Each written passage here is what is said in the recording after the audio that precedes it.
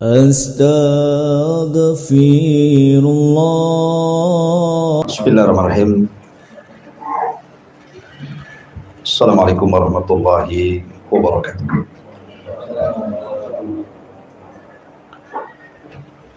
Alhamdulillah wassalatu wassalamu ala rasulillah wa ala alihi wa sahbihi wa mawalah wa la hawla wa la quwwata illa billahi wa ba'du. Alhamdulillah, di malam hari ini kita bisa melanjutkan kajian kita, masih membahas surah Al-Fajr, dan kita masuk pada ayat ke-6 dari surah Al-Fajr. A'udzubillahi minasyaitonirrajim. Bismillahirrahmanirrahim. Alam tara kaifa fa'ala rabbuka bi'adin irama dhatil imad allati lam yukhlaq mithluha fil bilad wa thamud alladhina jabu as-sakhra bil wad wa fir'auna dhil autad alladhina taghaw fil bilad fa'aktharu fiha al-fasad fasabba alaihim rabbuka sawta adab inna rabbaka labil mirsad. Allah subhanahu wa ta'ala berfirman, tidakkah engkau wahai Muhammad memperhatikan bagaimana Tuhanmu telah berbuat kepada kaum Ad. Siapa kaum Ad? Yaitu penduduk Iram, ibu kota Ad, yang mempunyai bangunan-bangunan yang sangat tinggi, yang belum pernah dibangun satu kota manapun seperti negeri-negeri yang lainnya. Dan terhadap kaum Tsamud, yang mereka memahat dan memotong batu-batu besar di lembah-lembah. Dan terhadap Fir'aun, yang mempunyai pasak-pasak bangunan yang besar, yang berbuat sewenang-wenang dalam negeri, lalu mereka banyak berbuat kerusakan di negeri tersebut. Karena itulah Tuhanmu menimpakan cemeti adab kepada mereka. Sungguh Tuhanmu benar-benar mengawasi. Baik. Di dalam ayat yang kita tadi baca di sini ada 3 kisah menarik yang kita bisa ambil petik ibrah dan pelajaran. Yang pertama kisah kaum Tsamud, kaum Adul. Kemudian yang kedua kisah kaum Tsamud, dan yang ketiga kisah Fir'aun. Tiga-tiganya adalah para pembangkang para nabi dan rasul, dan Allah jelaskan kesudahan mereka. Yang pertama kaum Ad, kemudian disusul dengan kaum Tsamud. Ulama mengatakan bahwa kaum Ad dan Tsamud itu sebelum kejadiannya Nabi Allah, lahirnya Nabi Allah Ibrahim alaihi salatu wassalam. Lah kaum Ad dan kaum Tsamud ini diutus kepada mereka Nabi Arab. Makanya orang-orang Arab sangat paham dengan kisah mereka. Apabila Nabi SAW memberikan peringatan kepada orang-orang musyrik Quraisy, maka Nabi SAW mengingatkan soal 2 kaum ini, kaum Ad dan kaum Tsamud, karena ini yang dihafal ceritanya oleh mereka. Adapun kaum-kaum yang lain dari para nabi Bani Israel, orang Arab tidak tahu. Karena Nabi SAW mengisyaratkan bahwa nabi-nabi Arab itu hanya ada 4 saja.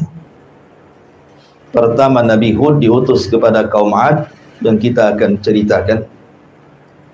Yang kedua, Nabi Allah Saleh alaihi salam diutus kepada kaum Samud atau Ad kedua. Yang ketiga, Nabi Allah Shu'aib yang diutus kepada Madian. Dan yang terakhir, Nabi kita Muhammad sallallahu alaihi wasallam. Ma'asyiral muslimin yang dimuliakan Allah Subhanahu wa taala. Kaum Ad dan kaum Samud ini kedua kaum yang sama jenisnya. Artinya mereka diberikan banyak kenikmatan yang nanti saya akan sebutkan. Dan mereka kaum yang tidak pernah diciptakan sebelumnya. Memiliki badan-badan yang sangat besar, melebihi besarnya kaum Nuh sendiri. Padahal Nuh itu duluan. Baru setelah itu Nabi Allah pun diutus kepada Ad dan Nabi Allah Saleh diutus kepada Thamud. Tetapi fisik mereka melampaui fisiknya kaum. Makanya nanti Allah katakan fazadahum bastah. Fisik mereka itu besar-besar. Bahkan dalam kisah Israiliyat, karena fisik mereka besar sehingga kalau mereka menyerang sebuah kaum tidak perlu banyak-banyak kirim pasukan. Cukup 2-3 orang saja itu sudah bisa menghancurkan sebuah kabilah. Dilempari batu saja hancur itu kabilah itu. Jadi tidak perlu banyak-banyak itu ya, satu kaum Ad menyerbu sebuah kabilah. Diutus saja 1-2 orang itu sudah hancur. Karena mereka diberikan kekuatan yang itu harusnya disyukuri tetapi mereka kufur. Baik, bagaimana kisahnya kita urut. Ma'asyiral muslimin yang dimuliakan Allah Subhanahu wa taala. Ketika era Nabi Allah Nuh alaihi salatu wassalam dan terjadi tufan yang merupakan azab kepada kaum Nabi Nuh karena mereka melakukan kesyirikan dan diutus Nuh mereka tidak sadar. Dan mereka menyembah berhala-berhala yang ma'ruf menurut orang-orang Arab. Allah mengatakan la tadarunna waddan wala suwa'an wala yaghutsa wa ya'uqa wa nasra. Jangan kalian tinggalkan Wad, Yaghus, Ya'uq, Suwa dan Nasr. Ini amanatnya para pembesar kaum ketika Nuh berusaha untuk memalingkan sesembahan-sesembahan itu ke dalam tauhid. Ketika kemudian Nuh alaihi salatu wassalam berdakwah siang malam, bahkan Nuh itu berdakwah 950 tahun, bukan waktu yang singkat, lama. Tapi tidak ada tanda-tanda kaumnya beriman. Justru kaumnya malah hendak mencelakakan. Dari situ Nuh kemudian berdoa kepada Allah dan mengatakan, Rabbi inni maghlubun fantasir. Ya Rabb, aku akan dikalahkan oleh mereka, tolong aku. Maka Allah Subhanahu wa taala merintahkan untuk membuat kapal. Singkat cerita, akhirnya ketika azab Allah Subhanahu wa taala mau turun, maka Nuh diperintah untuk masuk ke dalam kapal membawa 3 putranya dan beberapa orang yang beriman serta beberapa binatang berpasang-pasangan.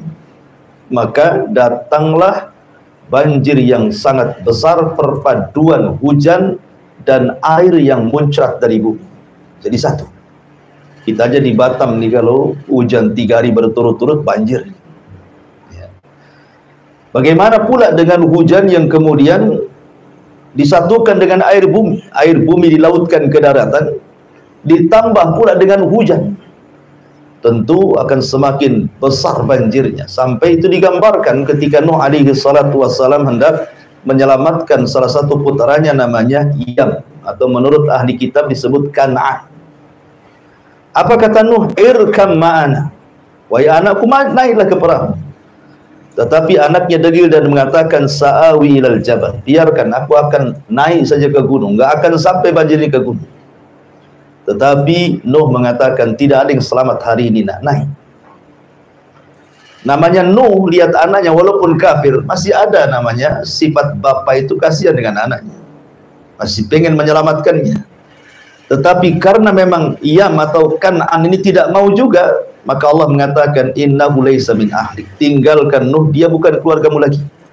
Maka Nuh meninggalkan yang akhirnya seluruh manusia tenggelam dan binasa karena Nuh berdoa kepada Allah, la tadhar 'alal ardi minal kafirina dayyara. Jangan kau tinggalkan satu jiwa kafir masih hidup di bumi. Itu doanya Nuh, menunjukkan apa? Tidak ada manusia yang hidup. Alasannya apa? Intadharhum, kalau engkau biarkan satu saja hidup dari mereka, maka mereka akan melahirkan orang-orang yang fajir, yang jahat-jahat. Intinya bahwa setelah banjir bandang ini, maka kemudian Nuh alaihi salam diselamatkan di sebuah bukit namanya Judi di Irak. Disitulah permulaan kehidupan manusia yang baru. Karena yang hidup hanya di perahu Nuh saja. Lah Nuh alaihi salatu wassalam itu ma'ruf memiliki 3 anak yang masih hidup dan 1 mati. Yang 1 kafir ya. Yang 3 namanya Syam, dan itu Abul Arab, seluruh orang-orang Arab turunan Syam. Ya. Kemudian ada Ham, dan itu bapaknya orang-orang Romawi dan orang-orang yang berkulit hitam. Kemudian ada Yafis, salah satunya keturunannya orang-orang Asia. Lah kata para ulama bahwa tidak ada manusia setelah tragedi banjir Nuh itu kecuali turunan 3 putranya, Syam, Ham, dan Yafis. Karena Allah yang mengatakan wa ja'alna min dzurriyyatihi humul baqin, dan kami jadikan yang tersisa manusia itu hanya dari turunan Nuh, ya, dari 3 putranya itu. Dari sini kata para ulama sejarah, Nuh itu disebut Abul Bashari Ats-Tsani, bapak manusia kedua setelah Adam. Karena tidak ada manusia di kolong langit yang hidup di zaman sekarang kecuali nasabnya pasti sampai kepada 3 putra Nuh ini. Kalau tidak Syam, ya Ham, kalau tidak Ham, ya Yafis. Dan 3-tiganya putra Nuh alaihi salatu wassalam. Makanya wajar kalau Nuh dikatakan bapak manusia kedua. Lah ketika anak-anaknya Nuh ini sudah mulai menyebar ke beberapa tempat, dan mereka masih mentauhidkan Allah subhanahu wa ta'ala, dan mereka masih melihat bagaimana sisa-sisa kehancuran kaum Nuh alaihi salam, sehingga mereka masih takut dan masih mentauhidkan Allah subhanahu wa ta'ala. Tetapi berlalunya zaman, berlalunya waktu, akhirnya iblis datang kepada kaum yang mentauhidkan Allah dari turunan Nuh. Mulailah kemudian mereka kembali menjadi penyembah berhala. Dan yang pertama kali menyembah berhala adalah kaum Ad dari turunan Nuh alaihi salatu wassalam. Kaum Ad inilah kaum yang pertama kali menyembah berhala. Menurut Ibnu Ishaq, seorang pakar sejarah, bahwa kaum Ad itu menyembah 3 berhala. 3 berhala yang mereka sembah. Pertama Somad, kemudian yang kedua Soda, dan yang ketiga Haba. Ya, ada yang mengatakan Somud atau Somad, kemudian Soda, dan juga Haba. Itulah 3 berhala yang disembah oleh kaum Ad. Masyarul muslimin yang dimuliakan Allah Azza wa Jalla, sebagai gambaran bahwa kaum Ad dan Tsamud itu ada kemiripan. Allah berikan 7 nikmat kepada mereka. Seringkas saja. Nikmat yang pertama yang Allah anugerahkan kepada kaum Ad ataupun kaum Tsamud setelahnya, karena Ad juga termasuk Tsamud masalahnya.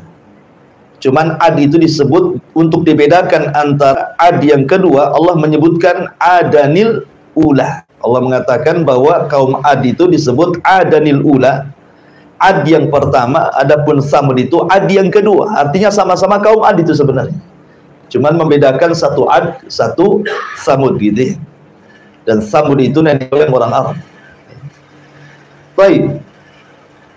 Lah, di antara kenikmatan yang sangat besar yang Allah anugerahkan kepada kaum Ad adalah mereka menguasai ekonomi. Di zamannya mereka menguasai ekonomi, dan siapapun atau apapun negaranya kalau menguasai ekonomi pasti dia bisa menjajah negeri yang lain, ya kan? Ekonomi, kekuatan ekonomi itu bisa menjajah negeri yang lain. Lihat hari ini, negeri-negeri yang kuat ekonominya, ya kan, negara-negara yang maju luar biasa, bisa menjajah negara-negara yang tidak maju, kan. Lah kaum Ad itu dilebihkan ekonominya, sehingga dengan ekonomi mereka bisa menjajah negeri-negeri yang lain. Dan itu nikmat yang Allah anugerahkan kepada mereka, kuatnya ekonomi. Kemudian yang kedua, kaum Ad diberikan fisik yang sangat kuat. Kaum Ad itu diberikan fisik yang sangat kuat, sampai fisik mereka melebihi fisiknya Nabi Nuh.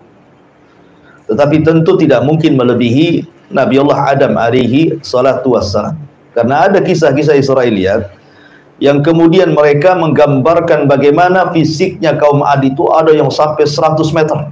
100 meter tinggi kali. Celana antum tidak bisa dipakai mereka. Apalagi baju nggak mau. Apalagi celana dalam. Kan itu ya. Artinya bahwa sampai mengatakan 100 meter. Ini mustahil. Nah, kisah ini tentu bertentangan dengan hadis Nabi SAW bahwa fisik yang paling tinggi, yang paling kuat, yang paling kekar, yang paling tampan hanyalah fisiknya Adam alaihi salam. Makanya ketika Rasul berjumpa dengan Nabi Yusuf saat peristiwa Isra Mi'raj, apa kata Rasul? Aku melihat Nabi Yusuf mendapatkan separuh ketampanan Adam. Separuh saja sudah memfitnah banyak wanita. Berarti Adam itu jauh lebih tampan dibandingkan Nabi Yusuf, kan itu kan separuhnya saja. Jadi kalau Nabi Adam hidup di zaman sekarang, mungkin semua wanita akan memandang Adam. Kalau Yusuf saja satu Mesir terfitnah, bagaimana pula Adam alaihi salatu wassalam. Dan ini mematahkan teori Darwin yang mengatakan manusia berasal dari kera, kan itu ya. Kera cakep atau tidak cakep? Mana ada kera cakep? Antum dandani, antum kasih bedak pun tidak akan cakep kera itu. Ya mungkin si Darwin saja yang ikut kera. Kita ikut Nabi Adam. Baik, masyarul muslimin yang dimuliakan Allah Azza wa Jalla. Jadi nikmat yang kedua, mereka diberikan fisik yang kuat, kemudian tinggi. Yang tadi saya kisahkan, kalau menghancurkan sebuah kabilah tidak perlu bawa pasukan, cukup dikirim 2-3 orang saja sudah cukup tuh, gitu ya. Dilempari batu saja sudah mati semua satu kabilah. Karena di zaman Ad itu hanya Ad yang punya fisik seperti itu. Jadi kaum-kaum yang sezamannya itu ya kecil-kecil gitu ya, di bawahnya kaum Ad. Makanya kaum Ad itu menguasai. Ya, karena fisiknya yang besar itu nikmat harusnya. Mereka syukuri, kan. Kita aja kalau masuk tentara, kalau pendek nggak keterima, kan gitu ya.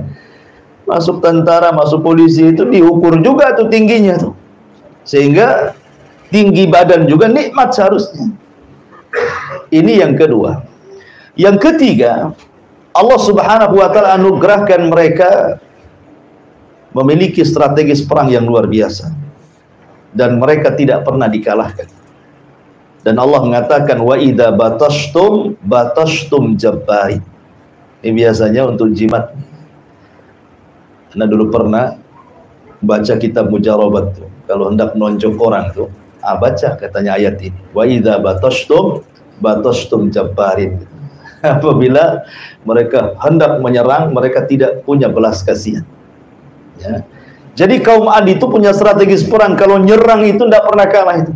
Dan mereka kaum yang sangat bengis sekali, sehingga tidak ada satupun kabilah di zaman itu, karena kan belum ada negara-negara saat sekarang gitu ya, masih kabilah-kabilah juga, umatnya juga belum banyak di zaman itu. Tidak ada yang berani kalau diserang itu nyerang betul mereka, tidak punya belas kasihan sama sekali, karena mereka memiliki selain fisik besar gitu ya, memiliki strategis perang yang luar biasa. Ya, ini nikmat yang ketiga.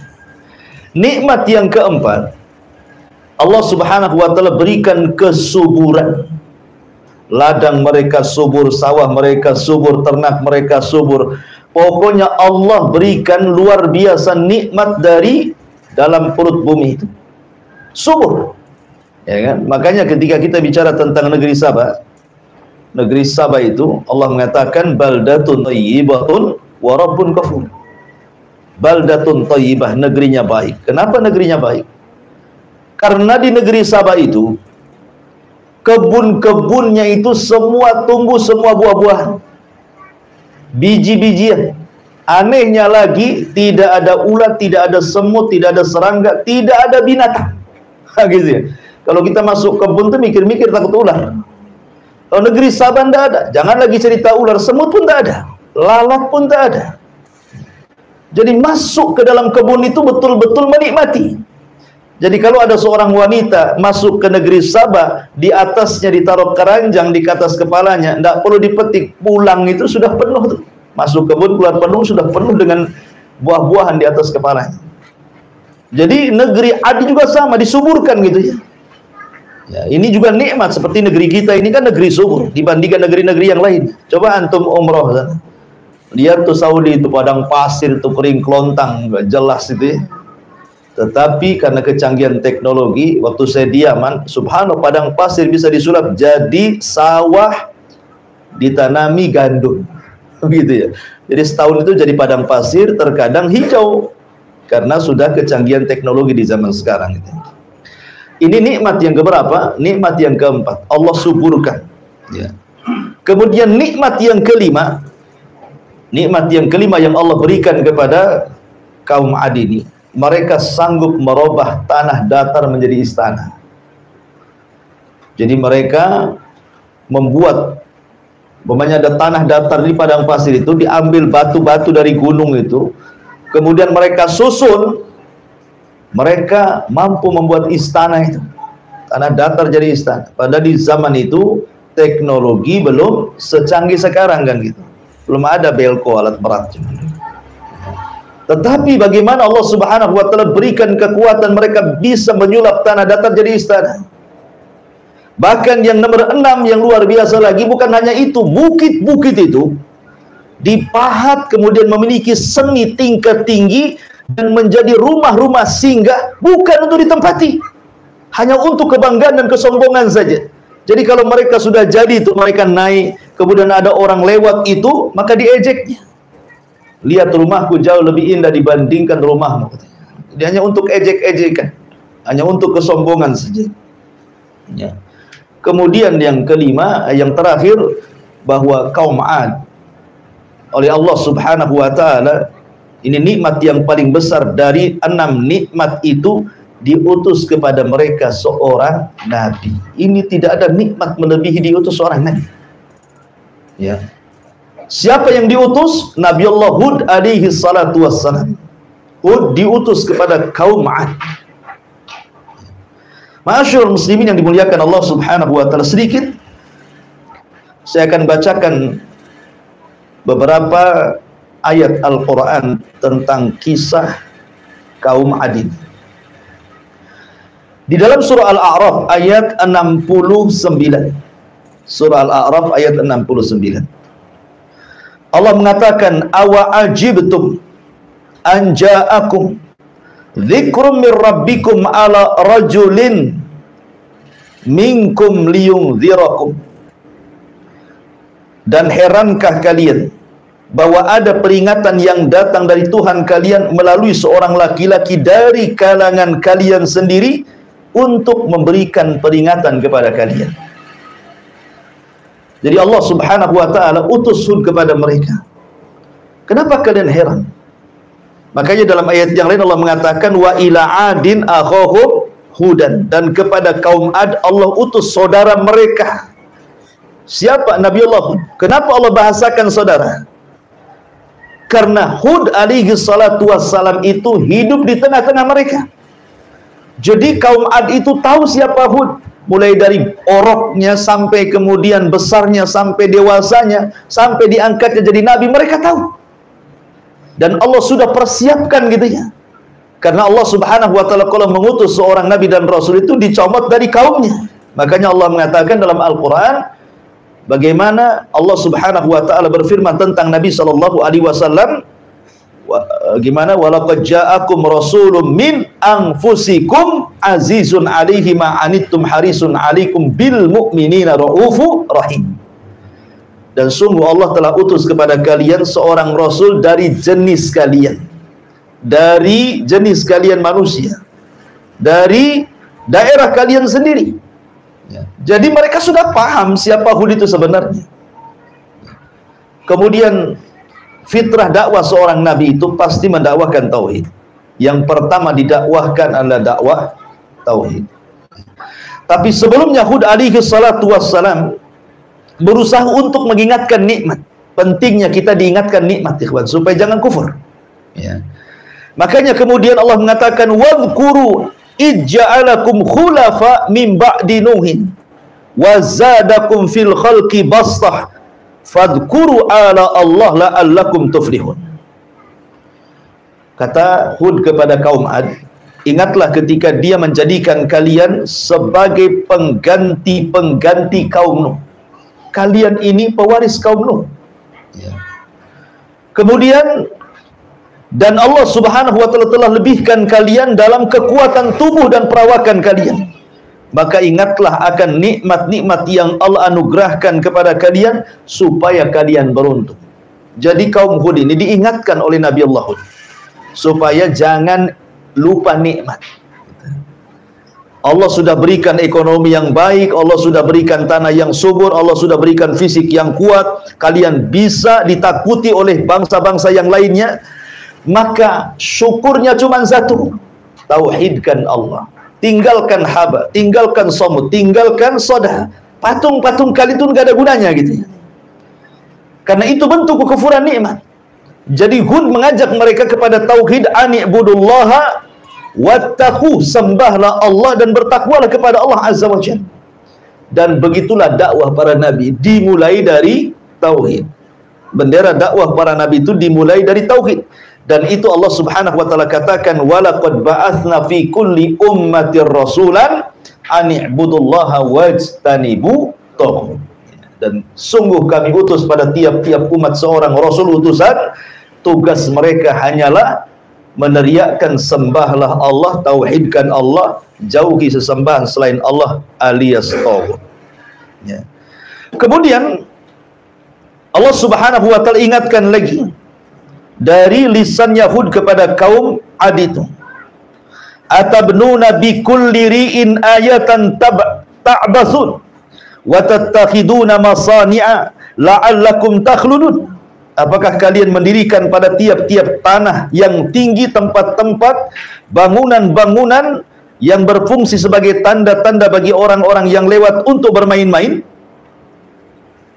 Kemudian di tempat-tempat tersebut kalian mengambil hanya untuk olok-olokan orang yang melewat, dan kalian membuat benteng-benteng, yakni penampungan-penampungan air di bawah tanah. Maksudnya seolah-olah kalian merasa akan dikekalkan selamanya.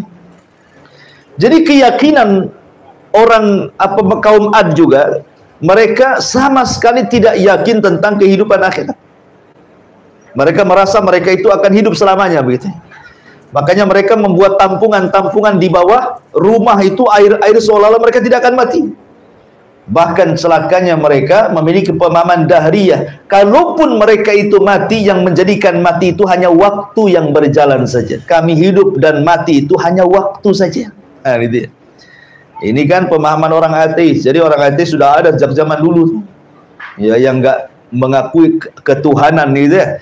Yang menganggap bahwa kita mati dan hidup itu hanya berjalannya waktu saja. Itulah keyakinan taraf, keyakinan kaum Ad, dan mereka berusaha untuk mengejek siapa? Nabi Allah Hud alaihi salatu wassalam. Dan umumnya ikhwan, para nabi itu bukan ditentang orang-orang lemah, tidak. Umumnya para nabi itu ditentang orang-orang kuat. Para pejabat, orang-orang kaya, para pemimpin, itu yang menentang para nabi sebenarnya. Padahal tidaklah Nabi diutus kepada sebuah umat untuk berpolitik. Nabi itu bukan untuk berpolitik diutus, bukan untuk merebut kekuasaan, tidak. Ya.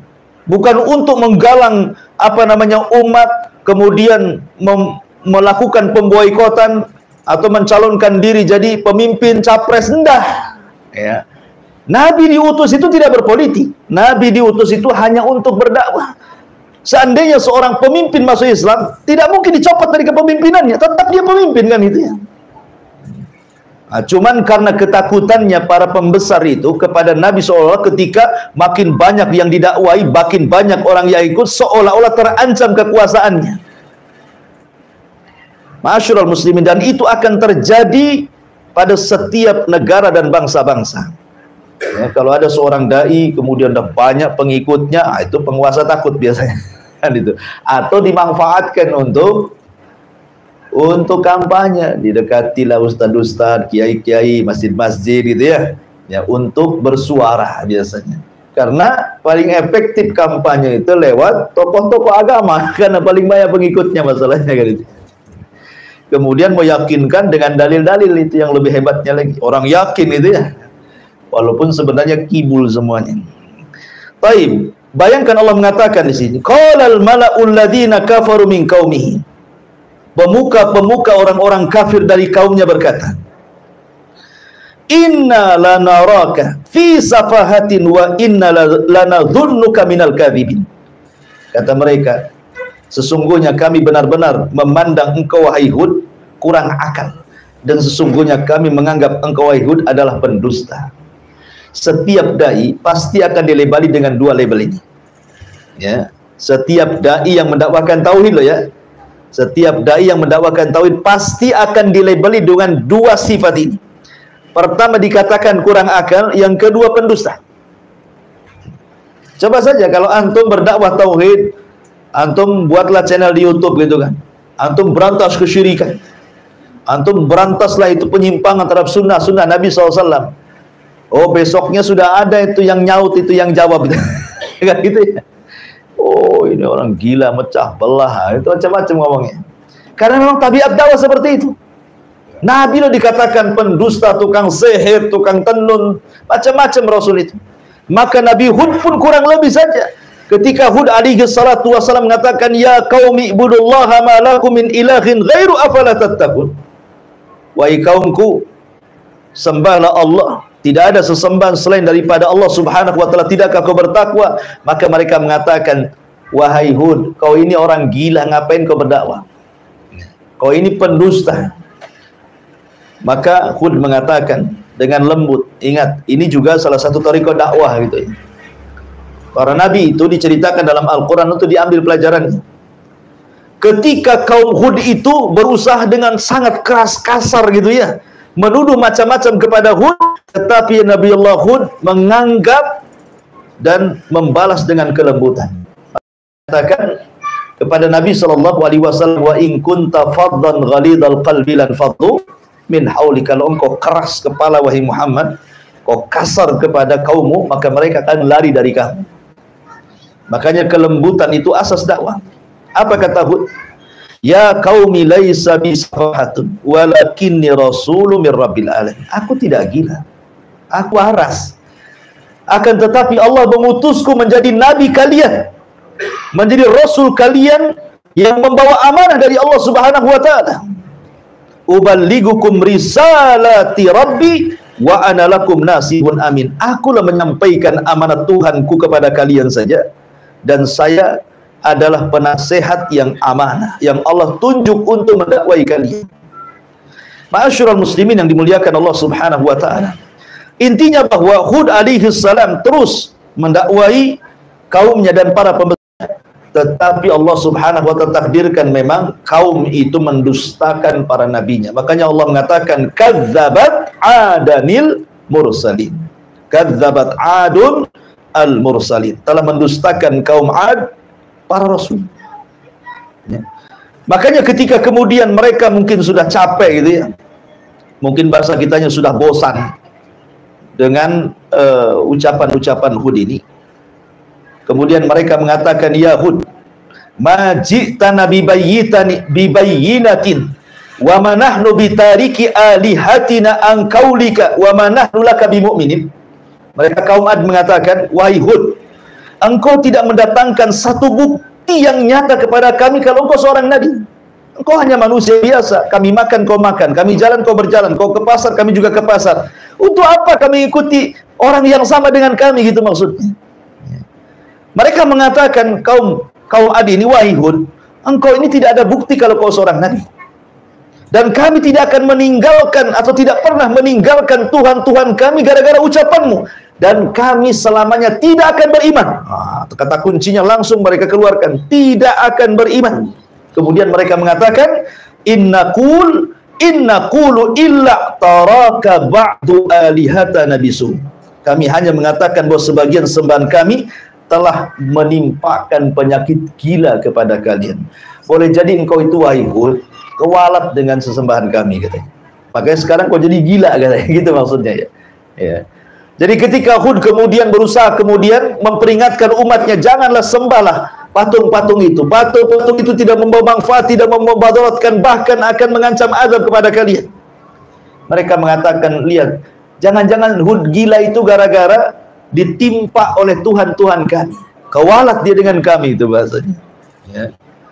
Maka kemudian mereka mengatakan, lain ata'tum basyaram mithlukum, lain ata'tum basyaram mithlakum innakum idzan la khasirun aya'idukum annakum idza mittum wa kuntum turaban wa idzaman annakum mukhrajun.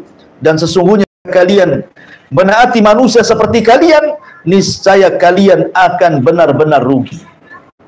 Apakah jika ia menjanjikan kepada kalian bahwa bila kalian telah mati dan telah menjadi tanah, kemudian telah menjadi tulang belulang, kalian sungguh akan dikeluarkan dari kuburan kalian? Hayhat, hayhat lima tu'adun. Jauh sekali kebenarannya, mustahil. Mereka sudah mulai menentang, mustahil. Karena kemudian mereka tidak mau beriman lagi. Dan yang lebih parah lagi, mereka nantang. Ya, nantangnya apa? Minta azab dari Allah Subhanahu wa taala. Coba. Ya, tapi begini ya, mukjizatnya Nabi Hud itu luar biasa. Hud itu diberikan mukjizat oleh Allah. Apa mukjizatnya? Tawakal yang kuat.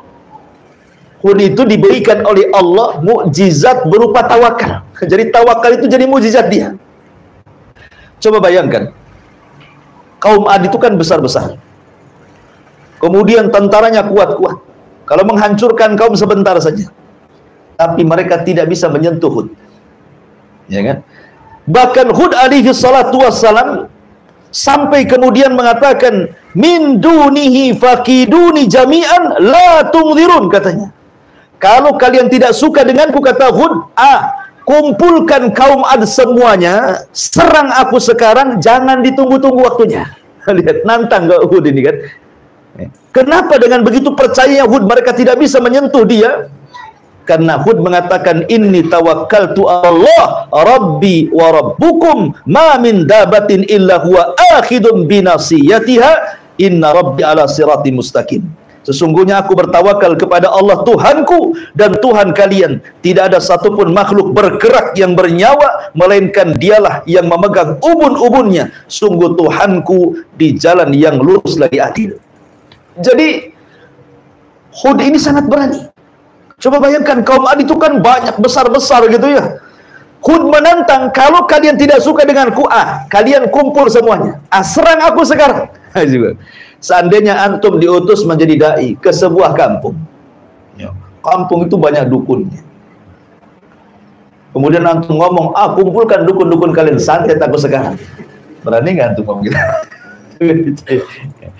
Ya. Ini Hud begitu. Atau kumpulkan preman pasar kalian, ayo kumpul-kumpul semua ya. Nah, gabungkan dengan desa sebelah tuh, ayo serang saya. Berani nggak tuh mau begitu kan? Saya yakin nggak akan berani. Ya, saya aja nggak berani, apalagi antum. Gitu. Ya. Karena saya tidak punya mukjizat. Nabi Hud punya mukjizat, ya kan? Makanya dia berani yang mengatakan, fakiduni jami'an tsumma la tungzirun. Serang aku sekarang. Buat makar kalian sekarang juga, jangan ditunggu-tunggu, katanya. Kan? Tetapi kaum Ad memang tidak bisa menyerang Hud alaihissalam, menyentuh kulitnya pun tidak bisa. Itulah kelebihan namanya mukjizat Nabi Allah Hud alaihi salatu wassalam. Akhirnya kemudian mereka pun mengatakan kepada Hud alaihi salatu wassalam, sudah gini saja, kami semua tidak akan beriman kepada Muhammad. Nggak akan beriman. Macam mana kau ngoceh pun kami tidak akan beriman. Ya.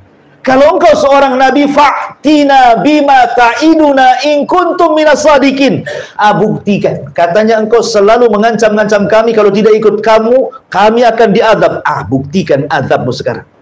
Mana azab Allah? Timpakan sekarang kepada kami, katanya. Jadi mereka mulai menantang Allah. Bahaya kalau sudah menantang Allah.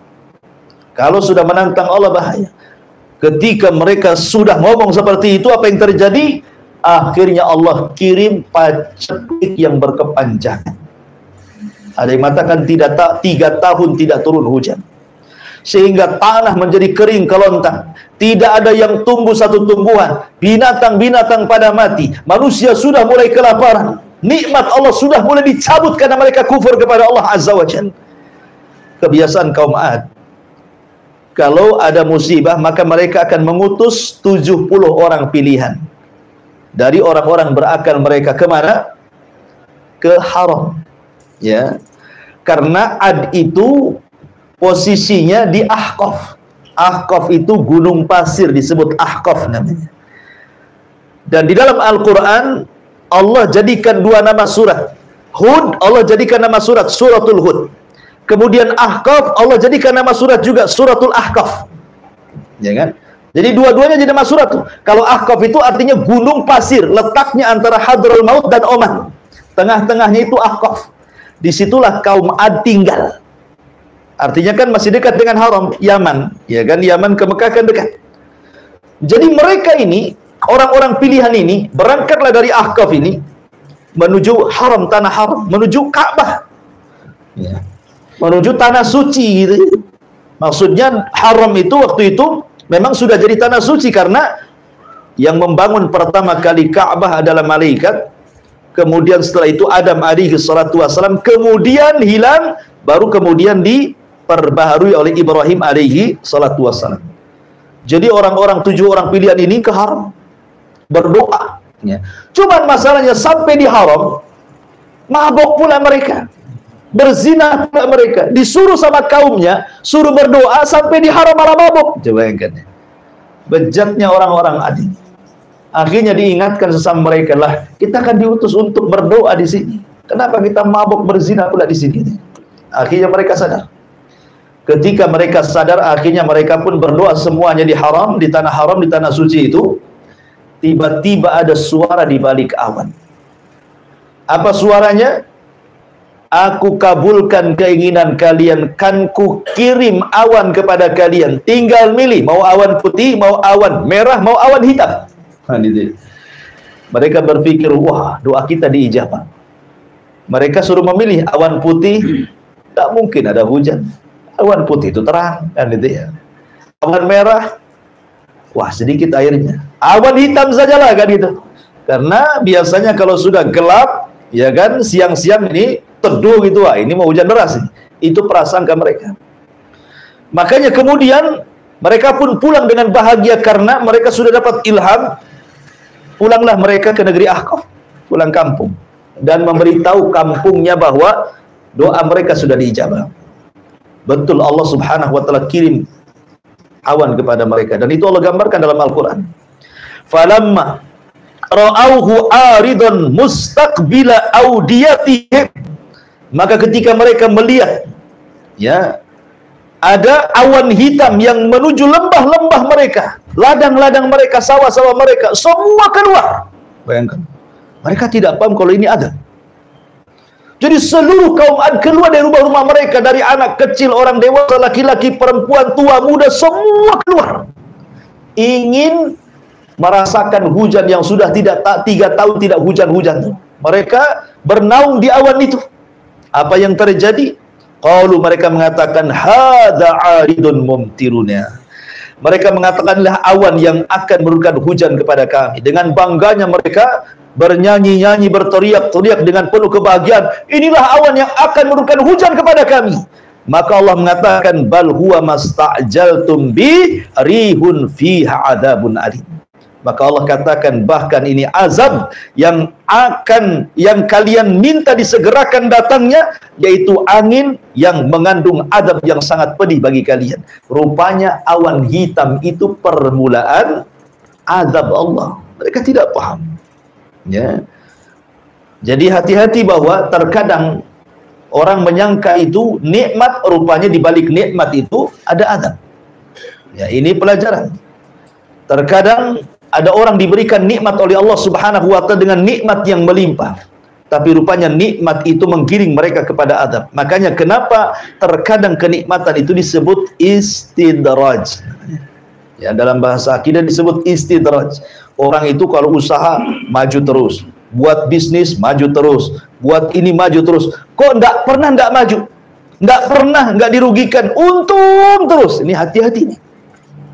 Usaha ini sukses, usaha itu sukses, akhirnya jadi kaya raya gitu ya. Nanti suatu ketika nikmat ini justru kalau sampai dia lalaikan akan berubah menjadi nikmat azab yang pedih bagi dia. Makanya hati-hati dengan istidraj itu. Ma'asyiral muslimin yang dimuliakan Allah Azza wa Jalla. Akhirnya kemudian Allah katakan tudammiru kulla syai'in bi amri rabbiha. Fa asbahu la yura illa masakinuhum kadzalika nazzil qaumal mujrimin. Yang menghancurkan segala sesuatu dengan perintah Tuhannya sehingga mereka kaum Ad menjadi tidak tampak lagi di bumi kecuali hanya bekas-bekas tempat tinggal mereka. Demikianlah kami memberi balasan kepada kaum Ad, kaum yang sangat pendosa itu. Bagaimana azabnya? Allah Subhanahu wa taala ketika mengirim awan hitam itu, tiba-tiba angin muncul dari langit. Angin puting beliung muncul dari langit ke bumi, kemudian membawa semua yang ada di bumi naik ke langit. Coba ini kan manusia sudah keluar semua kan, yang kecil yang besar berada di awan itu, tidak ada satupun yang di rumah tuh karena semua keluar. Rupanya datang angin menyapu orang-orang ini, mengangkat ke langit.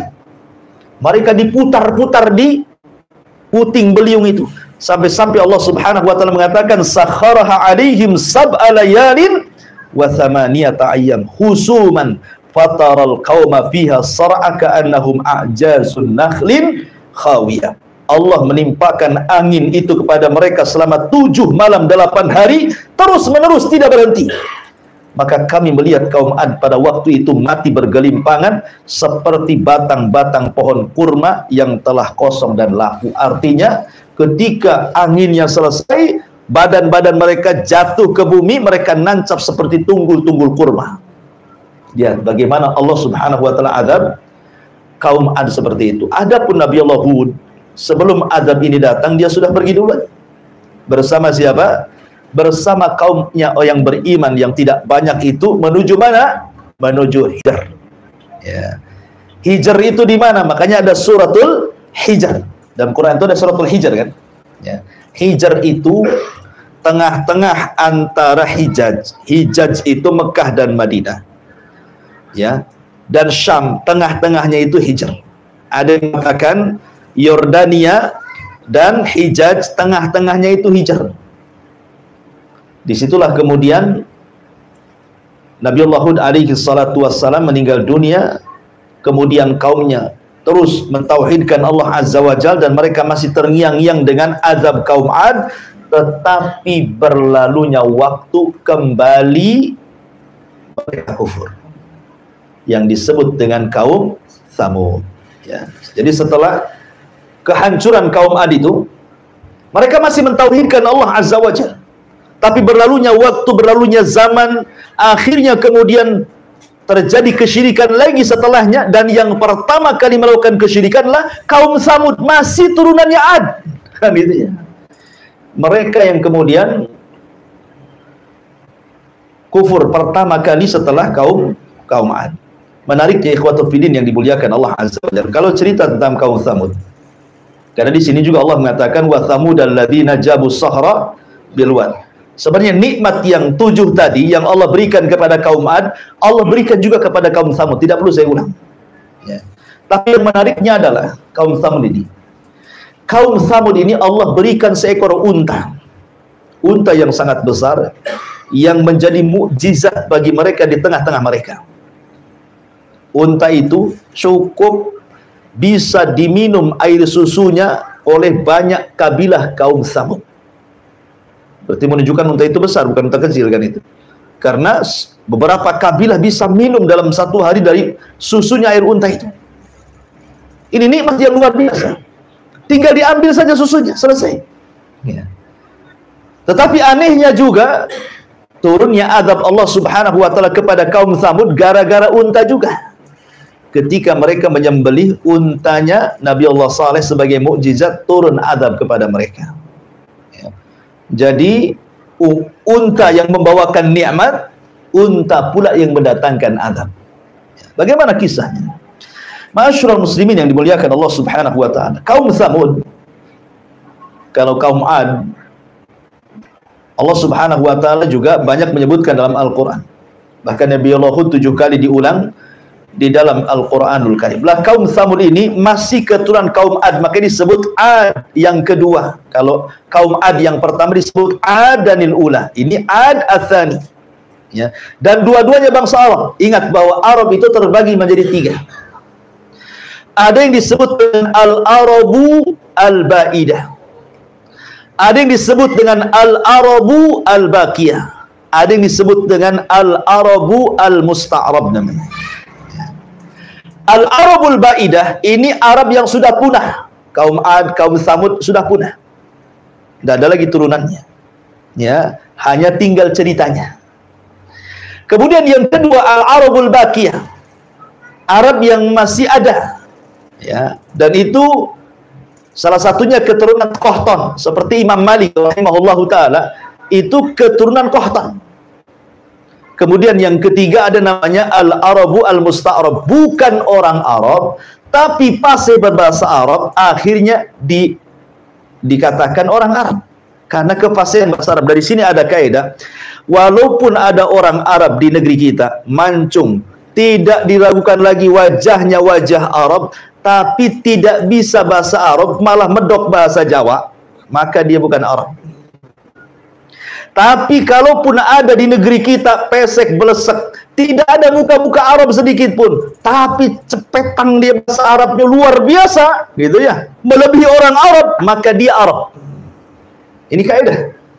Ya. Jadi jangan berbangga karena muka Arab ngaku Habib. Dites bahasa Arabnya tak tahu. Kasih kitab kuning tak bisa baca. Bukan tak bisa baca, tak bunyi. Ya kan? Ma'asyiral muslimin yang dimuliakan Allah Azza. Ini kaidah karena ada Al-Arabul Musta'rab di sini kan. Ismail itu bukan orang Arab. Dia lahir di Palestina. Ya. Kemudian dibawa oleh Ibrahim dengan ibunya Hajar ke Arab. Berjumpa dengan suku Jurhum, belajarlah Ismail dengan kabilah Jurhum, akhirnya dia pula yang paling fasih bahasa Arabnya. Makanya Ismail disebut Al-Arabul Musta'rab. Dia bukan Arab tapi jadi Arab karena kefasihan bahasa Arab. Ya, maka nggak apa-apa antum tampang tak ada Arabnya, tapi bahasa Arabnya luar biasa, Arab antum. Gitu ya. Antum mancung walaupun kayak Petruk gitu ya. Tapi tak bunyi Arab, bukan Arab Indonesia antum. Gitu ya. Jadi itu kaidah seperti itu. Antum harus pahami. Baik. Lah, kaum Tsamud ini sama dengan kaum Ad. Ini Arabul Al-Ba'idah. Ini kisahnya sudah nggak ada turunannya, tetapi kan dikisahkan. Karena Rasulullah SAW konteks ayat ini ingin mengingatkan orang-orang Quraisy, jangan kufur kalian. Kalau kalian kufur, nanti kalian diazab seperti kaum Ad dan Tsamud. Gitu maksudnya. Ya. Makanya ketika Al-Walid ibn Mughirah datang kepada Nabi SAW, kononnya mau tawar-menawar dan mengatakan, ya Muhammad, sudahlah, nggak usahlah kau lanjutkan dakwah. Kau ini pengen apa? Kalau kau ingin harta, kami kumpulkan harta kami. Kami jadikan kau orang paling kaya di antara kami. Kalau kau ingin raja, kami jadikan kau raja kami. Kalau kau ingin perempuan yang cantik, kami carikan. Kalau kau gila, kami carikan tabibnya, dokternya. Tapi tolonglah, ya sudah sampai di sini dah. Kata Nabi SAW, ya Walid, sudah kau ngomong. Sekarang gantian. Maka Nabi SAW tidak membantah soal tawaran-tawaran tadi. Tapi Nabi membacakan ayat, fa'in a'radu, ya, fa'in a'radu, anzartukum bisa'iqatin mithla sa'iqati adi wa thamud. Kalau mereka orang-orang Quraisy itu berpaling dari dakwahku, ingat, mereka akan disambar halilintar seperti halilintar yang pernah membinasakan kaum Ad dan Tsamud. Ketakutan itu Al-Walid. Karena tahu kisah mereka di benak-benak mereka kan. Dan mereka meyakini ini seorang nabi sebenarnya. Cuman karena hasad dan takaburnya saja tidak mau beriman. Akhirnya mengatakan hasbuka yang cukup, yang jangan diteruskan itu. Ketakutan dia. Akhirnya dia pulang menemui orang Quraisy, kata pembesar Quraisy, kata Abu Jahal, gimana hasilnya? Nampaknya kau pergi beda pula mukamu kau kembali katanya. Jangan-jangan kau sudah beriman. Katanya kan itu. Artinya di sini Nabi SAW mengingatkan tentang kaum Ad dan Tsamud kan. Artinya di otak-otak orang Arab itu sangat paham kisah-kisah ini. Makanya Rasulullah SAW tidak mengkisahkan Nabi-Nabi Bani Israel. Karena mereka tidak ada pengetahuan tentang itu. Makanya Rasul mengkisahkan tentang dua kaum yang mereka paham. Diutus kepada mereka Nabi dan Rasul, mereka membangkang, turun azab. Apakah kalian mau seperti itu? Nah, gitu maksudnya. Ma'asyiral muslimin yang dimuliakan Allah Azza wa Jalla, kembali bahwa sebagaimana Nabiullah Saleh dan juga Nabiullah Hud dan seluruh para nabi mendakwai mereka ke dalam tauhid. Kaum Tsamud pun menentang Nabi Saleh. Tidak perlu saya ceritakan panjang-panjang karena kita ambil singkat-singkatnya saja. Akhirnya mereka pun mengatakan, ya Saleh, kalau engkau seorang nabi, kami tidak melihat ada bukti dari kami. Ya. Bukankah seorang nabi harus bawa mujizat? Kata Nabi Saleh, mau kalian apa? Mereka mengatakan, kalau engkau seorang nabi, keluarkan dari batu ini unta. Tetapi bukan hanya sekedar unta. Unta usyara. Usyara itu yang sedang hamil 9 bulan. Jadi kalau keluar langsung hamil, langsung lahir gitu maksudnya. Itu namanya unta usyara. Ya. Akhirnya kemudian usyara itu 10 bulan ya. Dari kalimat asyara, usyara. Jadi unta yang hamil 10 bulan kalau keluar dari batu langsung melahirkan. Permintaannya aneh gitu. Akhirnya kemudian Nabi Saleh berdoa, meminta izin untuk melaksanakan 2 rakaat salat, kemudian berdoa kepada Allah Azza wa Jalla, dan Allah kabulkan permintaannya. Tiba-tiba batu berbelah, kemudian keluar unta tadi. Kemudian Nabi Saleh membuat aturan, ya, ini unta adalah berkah bagi kalian. Makanya naqatullah, ini unta Allah. Ingat, sesuatu yang dinasabkan kepada Allah punya kemuliaan. Baitullah, rumahnya Allah. Naqatullah, untanya Allah. Sesuatu yang dinasabkan kepada Allah pasti punya kemuliaan. Nabi Saleh sudah mewanti-wanti, ini unta mukjizat bagi kalian. Tapi tolong bagi waktu. Saat kalian mengambil air, ya, maka kalian jangan ganggu unta. Kalian boleh ambil air, dan kalian kau boleh mengambil air susunya. Tapi besoknya unta itu yang akan minum, kalian tidak boleh mengambil air. Kalian cukup mengambil air susunya saja. Jangan ganggu dia. Kalau ganggu, kalian akan ditimpa adab. Terus berlalu, berhari, berbulan, bertahun, mereka mendapatkan nikmat dari unta itu. Dan Nabi Saleh terus mendakwah dengan dakwah tauhid kepada kaum Tsamud. Sampai pada waktunya ada pula orang hasad, ya, tidak suka dengan unta itu. Seorang wanita. Ada yang mengatakan 2 wanita, yang satu kaya, yang satu banyak anaknya, bekerja sama. Kemudian dikatakan, siapa yang bisa menyembelih unta Saleh, maka saya akan berikan kekayaan dan dia boleh menikah dengan salah satu putri dari putri-putri kami. Kemudian ada pula yang daftar, namanya Qidar ibn Salib. Qidar ibn Salib dan satu kawannya, lupa saya namanya. Ya. Qidar ibn Salib ini dan Malik ibn Kinan atau Sinan, Malik ibn Sinan atau siapa namanya. Pokoknya 2 orang ini siap daftar. Tetapi sebelum dia membunuh unta Nabi Saleh itu, dia gerilya door to door dulu ke rumah-rumah, minta pendapat. Gimana kalau kayak sembelih Nabi Saleh? Setuju nggak? Setuju. Gimana? Setuju. Setuju. Akhirnya satu kampung setuju. Rupanya kebanyakan mereka tidak suka. Makanya kenapa Allah mengatakan fa'aqaruha, ya, menggunakan jama. Mereka pun menyembelih unta Saleh, padahal yang menyembelih 2 orang. Tapi bahasanya menggunakan jama karena disepakati satu kampung, ya. Mereka sepakat, cuman eksekutornya cuman si Qidar ibn Salib dan kawannya ini yang betul-betul mengeksekusi untanya Nabi Saleh sembelih, kemudian dikuliti dan dimakan dagingnya. Dalam kisah Isra lihat kan, dia bawa unta, anak untanya itu, ya, anaknya unta Yasruh pergi kemudian masuk lagi ke dalam batu itu. Itu kisah Israeliat. Dalam Quran atau dalam sunnah itu tidak ada kisah seperti itu. Hanya mukjizatnya Nabi unta itu, mukjizatnya Nabi Saleh itu adalah seekor unta tanpa disebutkan punya anak gitu, tanpa disebutkan keluar dari batu, enggak, ya. Cuman seekor unta, gitu saja. Dari mana unta itu? Ya pokoknya dari Allah lah kan, namanya unta Allah. Nah, cuman kalau kita lihat Israeliat lebih jelas gitu kisahnya, ya. Oh, unta itu permintaan Bani Israel sama dengan di zaman Nabi SAW kan meminta mukjizat kan, untuk terbelah bulan jadi 2 kan. Maka terbelah bulan jadi dua tuh. Tetapi setelah kejadian, mereka menuduh Nabi SAW sebagai tukang sihir, katanya. Laqad dhahara sihru Muhammad. Muhammad sudah nampak sihirnya. Mereka mukjizat malah nuduh sihir. Ya. Intinya bahwa disembelilah untanya Nabi Allah Saleh alaihi salatu wassalam. Maka sebagaimana yang ma'ruf gitu ya, yang ma'ruf, maka Nabi Saleh ini mengingatkan mereka, jangan disembelih kalau tidak datang azab kepada kalian. Betul-betul disembelih. Ya. Maka datanglah azab kepada mereka. Apa azabnya? Ma'asyiral muslimin yang dimuliakan Allah Azza wa Jalla. Nabi Saleh mengatakan 3 hari akan datang azab kepada kalau kalian tidak bertobat.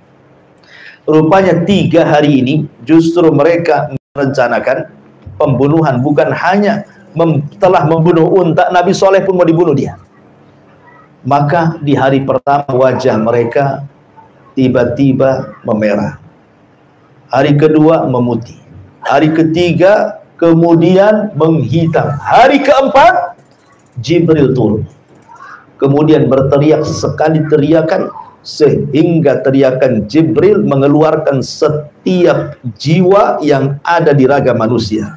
Ruhnya melesat, semuanya mati. Sampai-sampai mereka tinggal jasad bergelimpangan di rumah-rumah mereka. Ini akibat daripada mereka tidak bersyukur akan nikmat Allah Subhanahu wa ta'ala dan tidak menerima peringatan Nabi Allah Saleh. Makanya Allah mengatakan kadzabat Samud bin nuzur. Kaum Samud telah mendustakan para pemberi peringatan. Lah, kok menggunakan jama nuzur? Harusnya nadir. Ya. Kenapa Allah mengatakan kaum Samud telah mendustakan para pemberi peringatan? Kan yang memberi peringatan cuma satu, Nabi Saleh. Kenapa menggunakan jama di sini? Kata ulama tafsir, di sini hanya sekedar ingin mengatakan bahwa mendustakan satu nabi maka sama dengan mendustakan banyak nabi.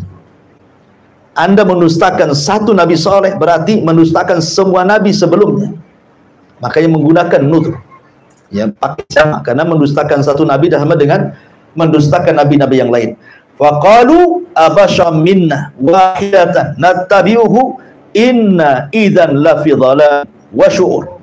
Mereka mengatakan, apakah kami harus mengikuti satu orang? Dia manusia sama seperti kami. Kalau begitu kami tersesat lah. Ngapain pula dia manusia, kami juga manusia. Ngapain harus ikut sesama manusia, katanya. Ya. Maka teruslah mereka mendustakan seperti itu. Akhirnya sampai kemudian Allah mengatakan inna arsalna alaihim sayhatan wahidatan fakanu kahashimin al-muhtadir. Kami utus kepada mereka Jibril untuk berteriak satu kali teriakan, maka mereka menjadi jasad-jasad yang bergelimpangan di rumah-rumah mereka. Inilah kisah Samud. Kemudian yang terakhir, dan di sini Allah Subhanahu wa taala mengatakan menyinggung soal Firaun. Ya.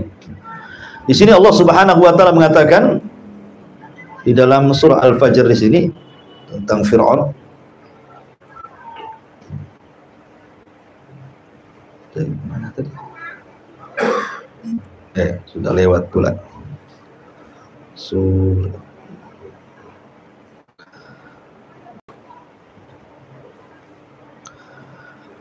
Allah Subhanahu wa taala mengatakan wa fir'auna dzil autad, dan terhadap Fir'aun yang memiliki pasak-pasak bangunan yang sangat besar. Ini sudah beralih ya.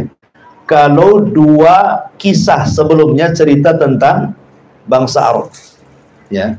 Kalau ini cerita Bani Israel. Karena kenapa dipilih Fir'aun? Karena Fir'aun ini musuhnya Nabi Musa.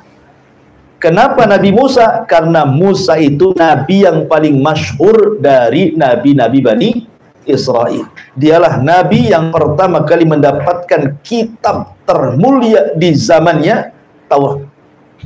Ya kan? Baru setelahnya Zabur, baru setelahnya Injil, baru setelahnya Al-Quran. Makanya dipilih kisah Nabi Musa. Ya, karena ini nabi yang paling masyhur, bahkan di dalam Al-Quran itu kisah Nabi Musa adalah kisah terlengkap. Ya, setelah Nabi Ibrahim, kemudian Nabi Yusuf, ada beberapa nabi itu yang lengkap, tapi Nabi Musa lebih lengkap lagi. terbanyak dalam Al-Quran. Seolah-olah ada kait hubungan antara Islam dengan Bani Israel. Karena banyak sekali kisah yang disebut dalam Al-Quran, hampir setiap surah. Ya, itu ketemu kisahnya Fir'aun atau kisahnya Nabi Musa alaihi salatu wassalam. Wa fir'auna dzil autad. Maksudnya Fir'aun di sini siapa? Ada yang mengatakan bahwa Fir'aun yang ditemukan di Laut Merah itu, yang jasadnya hari ini dimumikan, kemudian ditaruh di Mesir dan menjadikan tempat rekreasi. Ya, antum kalau ke Mesir antum bisa datang ke tempat jasadnya Fir'aun, ya, di lab sana, dan antum bisa melihat bagaimana Fir'aun masih utuh karena dimumikan.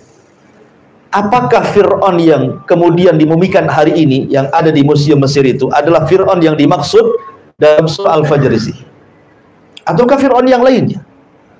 Karena kita tahu bahwa Fir'aun itu bukan satu. Fir'aun itu kan istilah bagi Raja Mesir, itu disebut Fir'aun. Kalau Kisra itu istilah Raja Persia, kalau Kaisar itu istilah Raja Romawi, kalau Tuba itu istilah Raja Yaman, kalau Mesir itu diistilahkan dengan kalimat Fir'aun, kalau Jawa itu diistilahkan Mengkubuwono. Kan ada istilah Raja Jawa, Mengkubuwono I, Mengkubuwono II gitu ya. Jadi itu sebenarnya istilah-istilah raja. Ya. Lalu siapa Fir'aun di sini? Apakah betul Fir'aun yang dimumikan hari ini yang ada di Museum Mesir itu adalah Fir'aun yang masuk dalam surah Al-Fajr? Maka terjadi polemik panjang. Walaupun kebanyakan mengatakan ya, itulah Fir'aun yang dimaksud. Ya, maksudnya Ramsis Ats-Tsani. Ya. Namanya Ramsis kedua. Itulah yang ditemukan, yang kemudian jasadnya sekarang menjadi mumi dan ditonton, bisa dilihat. Katanya, sekali lagi kita tidak bisa menjazmkan masalahnya ya, tidak bisa memastikan. Tapi ada yang berpendapat seperti itu. Karena memang jasad Fir'aun memang dijaga untuk menjadi sebuah pelajaran bagi umat setelahnya termasuk kita. Di sini Allah mengatakan wa fir'auna, maksudnya Fir'aun di sini Fir'aun di zaman Nabi Musa. Karena di zaman Nabi Yusuf juga Fir'aun. Tapi Fir'aun di zaman Nabi Yusuf kan beriman. Tetapi yang dimaksud Fir'aun apabila diistilahkan Fir'aun dalam Al-Quran berarti kisah Nabi Musa. Karena inilah yang banyak dikisahkan dalam Al-Quran, satu-satunya raja yang mengatakan ana rabbukumul a'la a'ilahun ghairi, aku adalah Tuhan yang paling tinggi, apakah ada Tuhan selainku, katanya. Ya. Dengan sebab dua kata-kata inilah makanya Fir'aun diazab dua kali, di dunia ditenggelamkan dan di akhirat diazab dengan azab yang sangat pedih. Baik, bagaimana kisahnya? Di sini Allah mengatakan wa fir'auna dzil autad, dan Fir'aun yang mempunyai pasak-pasak bangunan yang besar, alladzina taghaw fil bilad, yang berbuat sewenang-wenang dalam negeri, fa aktsaru fihal fasad, lalu mereka banyak berbuat kerusakan dalam negeri tersebut, fasabba alaihim rabbuka sautu adzab, karena itulah Tuhan menimpakan semeti azab kepada mereka, inna rabbaka labil mirsad, sungguh Tuhanmu benar-benar menguasai mereka. Jadi Fir'aun itu membawa kerusakan karena begini, diawali dari mimpi. Fir'aun itu mulai bejatnya itu diawali dari mimpi. Ya. Jadi dia bermimpi, dalam mimpinya dia melihat api. Api ini berasal dari perkampungan Bani Israel, kampungnya Nabi Yusuf yang sudah meninggal. Ini turunannya di situ. Ya. Jadi ada api dari Palestina menuju Mesir. Cuman perkampungan Nabi Yusuf Bani Israel itu tidak terbakar. Satu Mesir terbakar. Jadi Fir'aun heran. Ini kan mimpi buruk gitu ya. Tapi sambil lalu saja. Ini mungkin hanya bunga-bunga tidur. Besoknya mimpi dengan mimpi yang sama. Besoknya mimpi dengan mimpi yang sama. Terpaksalah si Fir'aun ini mengumpulkan penasehat spiritual. Ini bahasa kitanya dukun lah ya. Ya keren kali penasehat spiritual itu. Atau ahli supranatural gitu. Dikumpulkan tuh mbah-mbah dukun itu. Ya, kemudian disuruh mentakwil, meramal. Ada apa ramalannya? Kok aneh kali mimpinya? Ya. Akhirnya kemudian para penasihat spiritual ini menunjukkan bahwa setiap pemimpin pejabat itu ada tuh namanya penasihat spiritual tuh. Karena di sini Fir'aun ada penasihat spiritual tuh. Ya, jangan-jangan tingkat RT aja ada penasihat spiritualnya. Supaya kalau pemilihan dapat lagi gitu ya. Jadi akhirnya kemudian kata tukang sihir, ini pertanda kekuasaanmu akan tumbang oleh seorang bayi yang akan lahir dari perkampungan Nabi Yusuf itu, Bani Israel. Oh, ketakutan Fir'aun. Kalau begitu kita bantai saja bayi-bayi laki-laki. Akhirnya terjadi pembantaian setiap hari. Bahkan ada wanita hamil itu dilihat-lihat, ditunggu sampai melahirkan. Kalau lahir anak laki-laki, bantai. Kalau lahir anak perempuan, biar gini, dihidupkan. Nanti besok lagi ada anak laki-laki, bantai. Anak perempuan, biarkan dia hidup. Yudzabbihuna abna'ahum wa yastahyuna nisa'ahum. Mereka membantai anak laki-laki dan membiarkan anak wanita. Dan begitu seterusnya setiap hari sampai berbulan-bulan, bertahun-tahun. Jadi akhirnya orang-orang yang berakal Mesir mengatakan, ya Fir'aun, kita tahu bahwa kemajuan Mesir itu di tangan Bani Israel. Walaupun mereka diperbudak oleh kaum Kipti, tetapi bagaimanapun kaum Kipti itu sangat berhajat kepada Bani Israel, karena mereka yang paham soal ekonomi Mesir. Mereka yang paham soal bangun jalan, bangun bangunan yang besar, yang megah, dan begitu seterusnya. Jadi Allah berikan sampai hari ini orang-orang Yahudi kan diberikan kecerdasan yang Allah tidak berikan kepada yang lainnya. Ya, tetapi kecerdasan Yahudi justru untuk menyesatkan orang. Tapi antum harus bedakan antara Bani Israel dengan Yahudi. Makanya jangan pernah negeri Israel dikatakan Israel. Kita katakan Yahudi, negeri Yahudi. Karena Israel itu diambil dari Bani Israel. Dan itu nama suci, nama Nabi Yakub. Ya.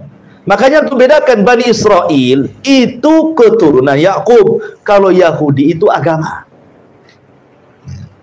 Bani Israel ini ada yang baik, ada yang jahat. Nabi Yusuf Bani Israel baik, dan nabi-nabi dari Bani Israel banyak. Tapi kalau Yahudi itu agama yang menyesatkan. Makanya kita setiap sholat berlindung dari orang Yahudi. Ghairil maghdubi alaihim waladhdallin. Ya, maghdub siapa? Maghdub itu Yahudi, maksudnya maghdub itu. Dhalin itu artinya Nasrani. Kita berlindung dari mereka. Hari-hari kita ngomong seperti itu dalam setiap sholat kita kan. Ya, ihdinas siratal mustaqim siratal ladzina an'amta 'alaihim ghairil maghdubi 'alaihim waladhdallin. Ya. Lah, ketika kemudian orang-orang yang berakal mengatakan janganlah seperti itu. Nanti kalau habis turunan mereka, bapak-bapak mereka mati, siapa yang akan melanjutkan pembangunan Mesir ini? Ya. Biarkanlah, buat kebijakan lain. 1 tahun bantai, 1 tahun jangan. 1 tahun bantai, 1 tahun jangan. Kayak Pak Daud gitu ya. Jadi akhirnya kemudian sepakat Fir'aun, tahun ini pembunuhan bayi. Pokoknya kalau dalam tahun ini ada lahir anak laki-laki, bantai. Tahun depannya walaupun lahir anak laki-laki, jangan dibantai, biarkan dia hidup. Dibuat selang-seling seperti itu. Di hari atau di tahun ketidak ada pembantaian, lahir pula Nabi Allah Harun. Selamat dia. Ya kan, tidak dibantai. Karena apa? Lahir di tahun tidak ada pembantaian. Ya. Di tahun ada pembantaian, lahir pula Musa, adiknya. Maka ibunya takut, karena ketika itu suaminya sudah meninggal. Sehingga bagaimana harus merawat satu anak laki-laki, tidak ada suami yang bisa membelanya. Akhirnya ibunya Musa ketakutan, makanya Allah ilhamkan kepada Ummi Musa an alqi, untuk dilempar bayi itu, letakkan di kotak. Maka diletakkan di kotak, dikasih tali. Jadi waktunya nyusu ditarik, kasih susu, habis itu dibiarkan lagi. Allah takdirkan talinya putus. Akhirnya mengapunglah di sungai Nil. Kembali ke cerita istana Fir'aun. Fir'aun itu tidak punya anak laki-laki, semua anak perempuan. Satu anak perempuan yang kesayangan Fir'aun itu sakit-sakitan. Sudah berusaha ke dukun sana, dukun sini, tidak bisa mengobati. Ya namanya dukun. Dukun itu kalau tidak istilahnya pesulap, kalau tidak pendusta, cabul katanya. Kan gitu ya. Pak dukunnya bilang itu oknum gitu. Ya, mungkin oknum gitu ya. Tapi yang jelas bahwa tidak ada yang bisa mengobati. Rupanya ada seorang peramal mengatakan anak ini akan sembuh kalau diusap oleh kotak yang pertama kali ngapung di sungai Nil. Ceritanya begitu. Ini kisah Israiliyat. Akhirnya setiap harilah istri Fir'aun Asya bintu Muzahim itu memandang sungai Nil. Ya, kapan ada kotak itu. Suatu hari nampak pula kotak itu. Yang di situ ada bayinya Musa. Maka istrinya Fir'aun Asya bintu Muzahim memerintahkan pengawalnya untuk mengambil kotak itu. Pas ketemu isinya bayi, Allah ilhamkan ke dada istrinya Fir'aun langsung cinta kepada bayi itu, karena dia nggak punya anak lagi masalahnya. Ketika melihat bayi itu langsung senang, apalagi cakep bayinya. Ketika Fir'aun datang, hampir dibunuhnya bayi itu, karena takut jangan-jangan ini anaknya Bani Israel nih. Ya, nampak muka-mukanya Bani Israel gitu ya. Akhirnya kemudian kata istrinya Fir'aun, jangan. Saya sudah suka dengan dia. Mudah-mudahan dia menjadi qurratu ainin li walak, katanya. Mudah-mudahan bayi ini akan menjadi penyejuk mataku dan matamu. Kata Fir'aun, matamu saja, mataku tidak, katanya. Ya, kalau Fir'aun mengatakan iya, tentu Fir'aun akan beriman. Ya kan? Tapi ketika Fir'aun mengatakan, itu penyejuk matamu saja, tidak mataku. Nah, dari situlah maka Musa itulah yang dimaksud yang kelak akan menumbangkan kekuasaannya. Ya. Akhirnya dibesarkanlah Musa di istana Fir'aun. Ketika dia sudah menginjak dewasa, ya, sudah hidup di istana Fir'aun, diberikan pendidikan macam-macam di situ kan. Jalan-jalanlah Musa ini ke ganggang kota Mesir. Rupanya pula dia melihat ada perkelahian anak muda dari Bani Israel dan anak muda dari kaumnya Fir'aun. Awalnya tidak tahu siapa yang salah, tapi diperhatikan nampaknya yang dizalimi adalah anak muda dari Bani Israel. Ketika kemudian anak muda Bani Israel meminta pertolongan kepada Musa, Musa pun menolongnya. Ada yang mengatakan Musa itu tidak menyerang. Yang menyerang itu anak muda dari kaum Kipti. Musa hanya nangkis saja, tapi tangkisannya bisa membuat orang mati. Tapi ada juga mengatakan dia mukul, tapi tidak sengaja, bukan untuk membunuhnya. Hanya untuk membela anak muda yang dizalimi. Pukulannya membuat dia mati. Ingat, hukum di Mesir kala itu siapa yang membunuh dibunuh kisos. Ya kan? Maka Musa pun bingung dia, karena dia sudah bunuh orang. Ya. Tidak ada yang tahu peristiwa ini kecuali anak muda dari Bani Israel, Nabi Musa dan orang yang sudah mati itu. Belum ada yang tahu. Ya, apalagi alat buktinya dihilangkan semua. Dirusak semua, ya kan? Susah tuh nyingkapnya juga. Ya. Akhirnya kemudian suatu hari, ini nggak ada yang tahu loh. Ya, kecuali Musa dan anak muda dari Bani Israel saja. Memang anak muda dari Bani Israel itu suka buat ulah rupanya. Di kesempatan yang lain dia lagi ribut katanya. Dia lagi ribut. Ketika Musa lewat ke orang ini lagi yang buat ribut ini. Akhirnya ketika anak Bani Israel ini melihat Nabi Musa ketakutan. Karena dia tahu sekali pukul mati. Gitu. Jangan-jangan dia dekat akan mukul saya. Ya, padahal Musa itu kan memastikan siapa yang salah, siapa yang benar gitu ya. Tapi anak muda ini sudah takut duluan ketika Musa menghadap dia. Akhirnya sebelum dia dipukul Nabi Musa, dia berkata, apakah engkau akan membunuh aku seperti kau bunuh kemarin orang itu kau bunuh? Akhirnya orang jadi tahu lah yang membunuh kemarin tuh. Kan tadinya nggak tahu kan? Tadinya kan tersembunyi gitu kan, karena nggak ada alat buktinya lagi. Ya. Tiba-tiba dia bertanya karena ketakutan, "Hai Musa, apakah engkau akan membunuh seperti engkau membunuh kemarin?" Akhirnya orang tahu, oh yang mati kemarin itu Musa yang bunuh katanya. Nah dari situ Musa mulai ketakutan, pergi lari dia. Ada orang yang bijak mengatakan, "Wahai Musa, kau harus meninggalkan Mesir. Kalau tidak kau ditangkap kau akan mati." Maka dari situlah Musa memulai hijrah pertama, pergi dari Mesir ke negeri Arab. Kemana? Ke Madian. Ya. Singkat cerita, sampai di Madian dia ketemu dengan orang laki-laki yang soleh namanya Syuaib, bukan Nabi. Ya, cuma namanya sama, Syuaib. Punya 2 anak putri. Menikahlah Musa dengan salah satunya karena sudah berjasa mengambilkan air, yang kemudian membantu mertuanya menggembala kambing sampai punya istri, punya anak banyak. Setelah 10 tahun Musa pun ingin kembali ke Mesir. Berangkatlah Musa ke Mesir. Di tengah jalan kemudian Musa alaihi salatu wassalam nyasar. Ini karena udah 10 tahun kan, mungkin lupa jalannya dia. Tengah malam, obor pun sudah padam, ya. Dia takut ada terjadi apa-apa dengan anak istrinya. Maka tiba-tiba di tengah malam dia melihat ada cahaya dari kejauhan. Dia mengatakan sama istrinya, "Kamu tinggal di sini. Saya akan ke sana. Boleh jadi saya akan mengambil satu api yang bisa kita melanjutkan perjalanan, atau mungkin di sana ada orang yang bisa menunjukkan jalan ke Mesir." Akhirnya kemudian Nabi Musa pun meninggalkan keluarganya dan menghampiri api yang dilihat dari jarak jauh itu. Semakin dekat semakin besar, semakin dekat semakin besar. Rupanya setelah dekat bukan api tapi cahaya. Ya. Disangkanya api setelah dekat cahaya. Rupanya cahaya itu seperti api berada di pohon zaitun. Dari sini menjadi khilaf para ulama. Ketika Allah Subhanahu wa taala berfirman dalam surah An-Nazi'at itu, ya, wa nadahu rabbuhu bil wadil muqaddasi tuwa. Ya. Kan di sini kan muqaddasi tuwa, lembah yang disucikan di bukit Tua. Maksudnya Tua di sini apa? Ada yang mengatakan Bukit Saina. Maknanya, sebenarnya Musa sudah sampai Mesir. Karena Bukit Saina kan di Mesir. Ya. Artinya sudah dekat dengan Mesir. Ada juga yang mengatakan Bukit Tua di sini bukan Mesir. Maksudnya adalah Bukit Zaitun yang ada di Palestina. Karena bahasanya muqaddas, diberkahi. Ya, negeri yang diberkahi maksudnya Palestina. Ya, jadi ada yang mengatakan Musa masih di Palestina sebenarnya. Tapi ada penafsiran mengatakan sudah sampai Mesir karena ada yang mentafsirkan Bukit Tua itu artinya Bukit Saina. Ya, disitulah Musa pertama kali dinobatkan jadi nabi. Ketika dia sampai di api itu, cahaya itu, tiba-tiba ada suara. Suara itu aneh, terdengar dari atas, dari bawah, dari samping kiri, dari samping kanan, dari depan, dari belakang. Bingung Musa ini dan mengatakan, innani ana rabbuk fakhla na'alaika. Ya, sesungguhnya saya Rabbu, wahai Musa, lepaskan sandalmu. Ini negeri yang diberkahi. Ahli tafsir mengatakan kenapa Musa disuruh melepas sandal? Karena sandal itu terbuat dari kulit keledai yang disamak, yang najis. Sementara negeri yang suci jangan diinjak dengan najis. Sama lah, antum masuk masjid pun sama kan? Nggak boleh antum bawa najis. Bahkan Nabi SAW pernah sholat bersama para sahabat, tiba-tiba sandalnya dibuka, sahabat-sahabat pula ikut buka sandal.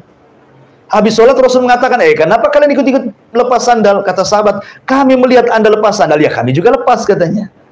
Boleh jadi ada turun wahyu kepadamu. Kata Rasul, bukan. Tadi waktu sholat Jibril datang memberitahu sandalku ada najisnya, makanya aku lepas. Apa di sandal-sandal kalian ada najis katanya. Artinya bahwa masuk masjid saja, karena masjid disucikan, tidak boleh kita bawa najis gitu ya. Maka begitu juga Musa untuk dilepas. Kemudian Allah Subhanahu wa taala berdialog dengan Musa. Di sinilah disematkan kalimat kalimu Rahman. Musa itu nabi yang diajak berdialog dengan Allah tanpa perantara. Maka sejak itu disematkan kalimat kalimu Rahman. Ya. Lah, Musa itu kan kemana bawa tongkat. Jadi Allah Subhanahu wa taala kemudian dibalik cahaya itu mengatakan, wa ma biyaminika ya Musa. Itu di tangan kananmu apa itu? Kata Musa, ini asaya, ini tongkatku ya Allah. Ya, atawakka'u fi, aku suka menggunakan sandaran, atau ahusyu ala ghanami, terkadang aku untuk menggiring kambing, atau ma'aribu ukhra, atau yang lainnya. Ya. Kata Allah Subhanahu wa taala, kalau begitu lemparkan tongkatmu sekarang. Ini sekarang Nabi Musa dikagetkan dengan suara Allah Subhanahu wa taala, maka Allah ingin menampakkan kekuasaannya supaya Musa makin yakin bahwa di hadapannya adalah Tuhannya. Ya, makanya Allah mengatakan, lempar tongkatmu yang ada di tangan wahai Musa. Dilemparlah tongkat itu, tiba-tiba jadi ular besar.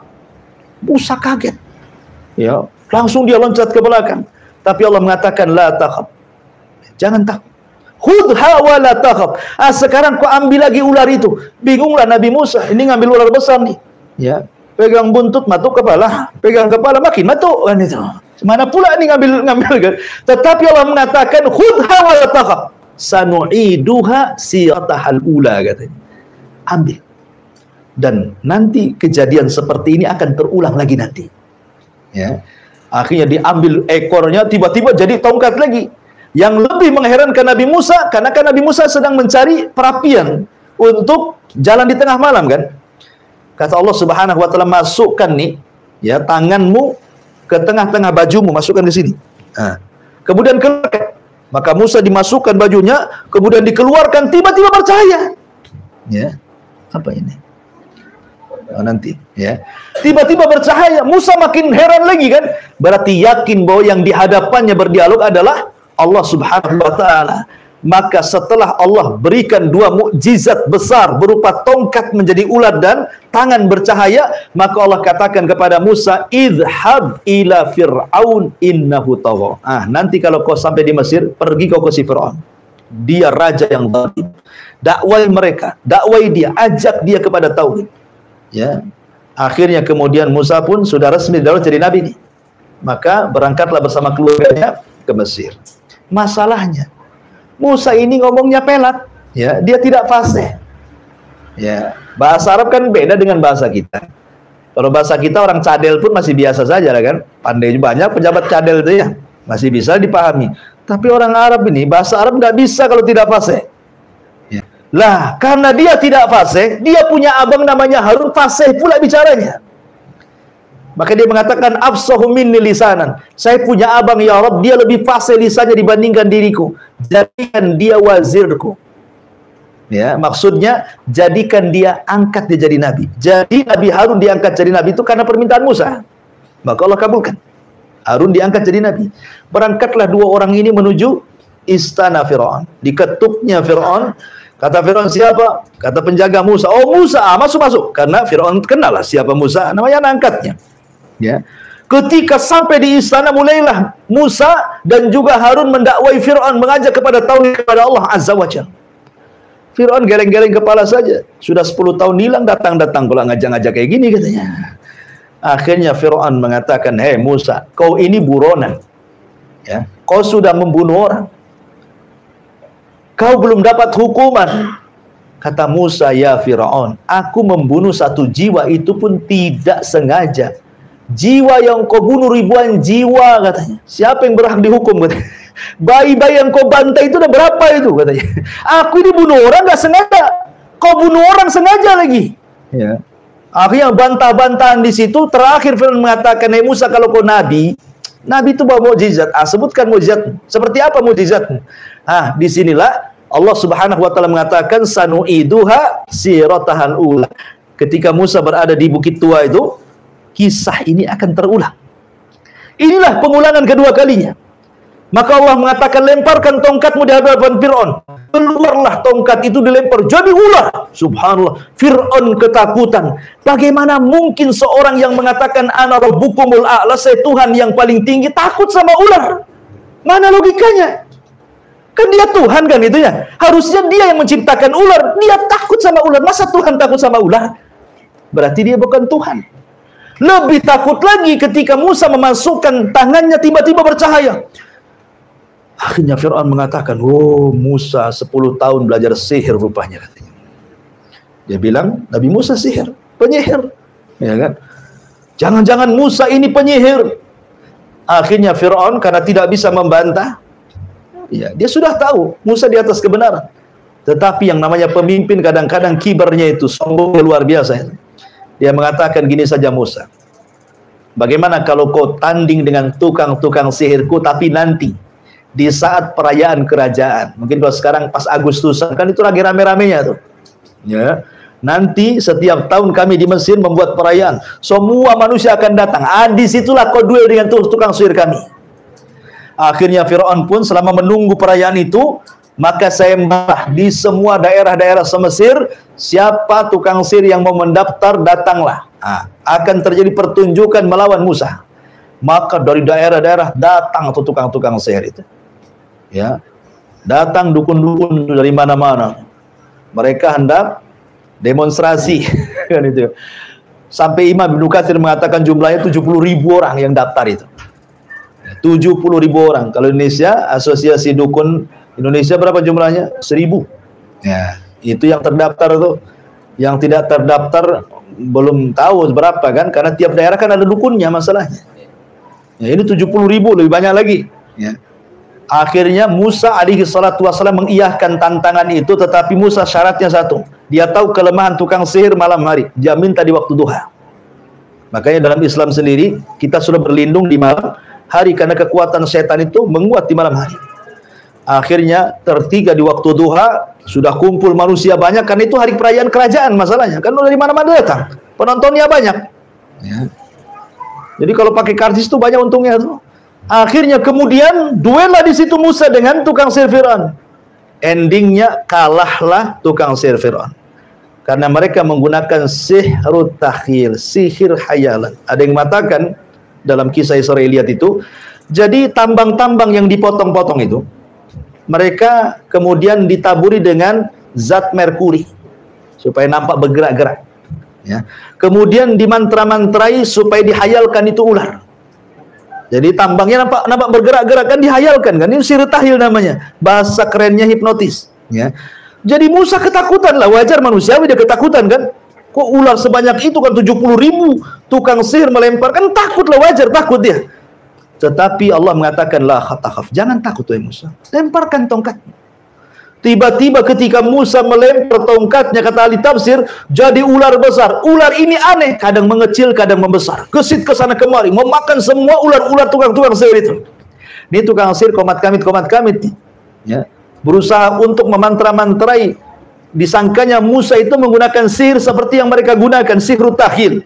Ya, disangkanya mereka kalau berkomat-komat itu yang dilihat tongkat bukan ular. Tapi tidak bisa juga. Mereka sudah mengambil mambang tanah, mambang air, mambang segala semuanya. Tetap saja kok jadi ular ini, tak ada tongkat-tongkat gitu ya. Ah, ini kekuatan yang luar biasa. Ini bukan sihir, ini maha dahsyat ini. Dari situlah akhirnya 70.000 tukang sihir sujud taubat beriman kepada Allah Azza wa Jalla. Oh, Fir'aun emosi lah. Kan Fir'aun sudah menyediakan, sebelum tukang dukun datang kan tukang dukun sudah mengatakan, apakah kami dapat upah wahai Fir'aun? Ala na'ajrun, apakah kami dapat upah kalau kami mengalahkan Musa? Kata Fir'aun, siap, kami sediakan upah, bahkan engkau akan menjadi orang terdekat bagi kami, kata Fir'aun. Jadi Fir'aun itu sudah menyediakan segalanya. Tahu-tahu mereka membela. Apa enggak emosi si Fir'aun ini? Makanya Fir'aun mengatakan, amantum qabla an adana lakum. Berani-beraninya kalian beriman sebelum aku izinkan, katanya. Iman saja harus izin sama Fir'aun. Ya, jangan semata-mata. Akhirnya mereka pun semua tidak ada yang murtad. Mereka diikat kemudian dibunuh dukun-dukun ini. Kemudian Abdullah bin Abbas radhiyallahu anhu mengatakan, lihat dukun-dukun itu.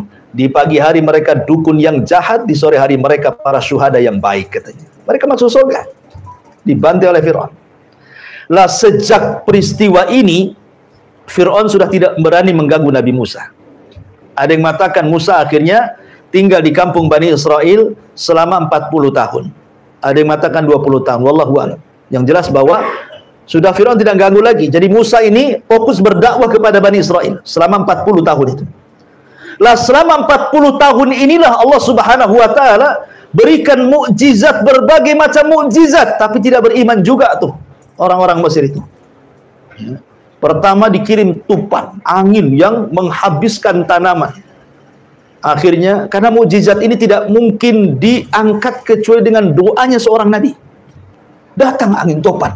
Semua binatang-binatang, tumbuh-tumbuhan mati semuanya. Mereka datang kepada Nabi Musa, ya Musa, berdoalah kepada Allah supaya topan dihentikan. Berhentilah topan. Akhirnya sekian tahun berikutnya tidak juga beriman. Dikirimlah kodok di mana-mana. Ya, kalau kodok itu yang dewasa, kalau yang kecil namanya cebong. Ya. Jadi kodok di mana-mana. Ya. Makan dengan kodok. Bayangkan ya, di piring ada kodok, gitu ya. Lagi masak, tengok di kuali ada kodok. Semua kodok, di mana-mana kodok. Ya. Gak nyaman hidup sama kodok itu. Antum loh ndak melihara kodok, tenggenang di samping rumah, tiba-tiba kakok, itu kan udah gerah itu. Gimana caranya? Apalagi kodok di mana-mana gitu ya. Kodok 2 ekor saja di samping rumah itu sudah ganggu gitu tidur kita. Ini kodok sak rumah, di mana-mana ada kodok. Mereka datang dan Musa, tolonglah kodok-kodok ini dihilangkan. Berdoa lagi, hilanglah kodok-kodok itu. Sekian tahun lagi tetap kufur juga. Akhirnya dikirim kepada mereka kutub. Ya, mungkin bahasa kitanya tumbila. Antum tahu tumbila? Kalau di Jawa Barat itu, kalau di kasur-kasur Tempo dulu, itu di ujung-ujung kasur itu namanya tumbila. Tinding itu apa tuh? Kalau antum tidur nanti makan darah antum tuh. Ya. Tapi tidak tahu sekarang kok bisa punah pula. Kemana perginya tumbila tuh? Tak ada pula itu, kisah-kisah orang dulu saja. Saya masih ngalami tuh, masih ada tumbila kan? Masih ada ya? Di pesantren-pesantren biasanya. Di kampung masih ada ya. Ya dikirim tumbila-tumbila coba di mana-mana tuh. Kalau disiksa orang makan darah tuh. Ya. Jadi luar biasa. Akhirnya mereka datang ke Musa, lo berdoalah, hilangkanlah tumbila ini katanya. Akhirnya hilang tumbila, sekian tahun kufur lagi. Didatangkan kemudian jarod. Jarod itu apa? Belalang. Di mana-mana ada belalang. Itu kan belalang kan hama sawah tuh. Ya. Akhirnya berdoa lagi minta kepada Musa diangkat belalang. Akhirnya kufur lagi. Kemudian dikirimlah darah. Ada yang mengatakan darah itu keluar dari badannya. Ada yang mengatakan air-air itu semua jadi darah. Sumur jadi darah, sungai jadi darah, lautan jadi darah. Pokoknya akhirnya Musa berdoa lagi, diangkat lagi, dan begitu seterusnya. Ya, sampai Musa melihat geleng-geleng kepala, tidak bisa. Orang Mesir nggak bisa beriman. Musa harus membawa Bani Israel ke negeri yang jauh lebih baik lagi supaya mereka bisa beriman. Kemana? Ke Palestina. Dari situlah Musa hendak hijrah. Kedengaran Fir'aun, oh tidak. Kalian, Musa membawa Bani Israel supaya Mesir bangkrut dengan tidak adanya orang-orang Bani Israel, tidak bisa. Siapa yang ikut Musa, kubunuh. Maka akhirnya Musa pada waktu yang ditentukan membawa Bani Israel sebanyak-banyaknya untuk mengarah ke Palestina. Fir'aun ketahuan, maka Fir'aun menyiapkan pasukan besar, kemudian menyusul Musa dan Bani Israel. Disinilah terjadi peristiwa mukjizat tongkat yang ketiga.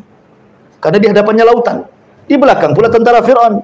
Bani Israel ketakutan, wa inna lamudrakun, Musa, kami sudah dilihat oleh tentara Fir'aun, mau kemana kita? Depan kita lautan. Musa dengan yakinnya mengatakan, innama iya rabbi sayahdin, tenang, kebersamaan Allah, Allah pasti ngasih petunjuk. Jibril turun, kemudian meminta kepada Musa untuk memukulkan tongkat di lautan, tiba-tiba menjadi 12 jalan. Kenapa 12 jalan? Karena 12 kabilah Bani Israel itu. Maka ketika sudah sampai di seberang sana, Fir'aun menyusul, Allah katakan fa'aghraqnahum wa junudahum.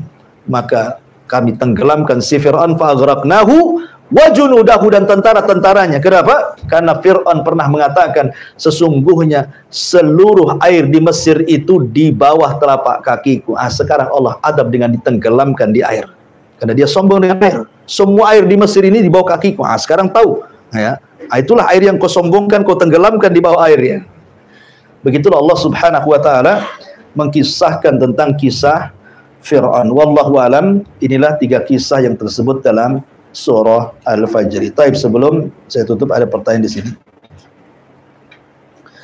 Bismillah, afwan Ustaz, izin bertanya di luar tema, bagaimana hukum berdoa masalah pakai bahasa Indonesia saat sujud ketika salat? Iya. Saya Muhsin Al-Abbad pernah ditanya, boleh nggak seseorang ketika sujud menggunakan bahasa selain Arab? Bagilah yuhsin al-Arabiyah, bagi orang yang tidak baik bahasa Arabnya, bahkan tidak bisa berbahasa Arab, maka tidak mengapa dia berdoa dengan bahasa yang ia paham. Kemudian bertanya lagi, apakah boleh diucapkan ataukah dalam hati? Maka beliau mengatakan boleh diucapkan. Wallahu a'lam. Boleh diucapkan. Ya, dan Allah Maha tahu akan bahasa yang kita ucapkan di situ. Wallahu a'lam bishawab. Subhanaka wa bihamdika asyhadu an la ilaha illa anta astaghfiruka wa atubu ilaik. Allahu taala alam. Assalamualaikum warahmatullahi wabarakatuh.